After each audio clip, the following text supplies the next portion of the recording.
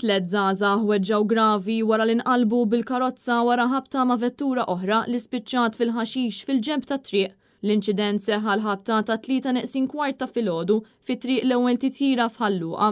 Il-pulizija marret minnu fih fil-post u mill-ewwel sħarriġ irriżulta li kienet seħħet ħabta bejn Kia Rio misjuqa minn raġel ta' 30 sena residenti Ħażabbar u Toyota Corsa misjuqa minn żagħżugħ ta' 18-il sena residenti Ħalluqa. Konsegwenza tekk it-Toyota inqalbet u l-vettura l-oħra spiċċat fil-ġenb ta' triq. Flimkien ma' żagħżugħ kien hemm ukoll żewġ passiġġieri, tfajla ta' 17-il sena residenti l-Birgu u ġuvni ta' 19-il sena residenti l-Imqabba.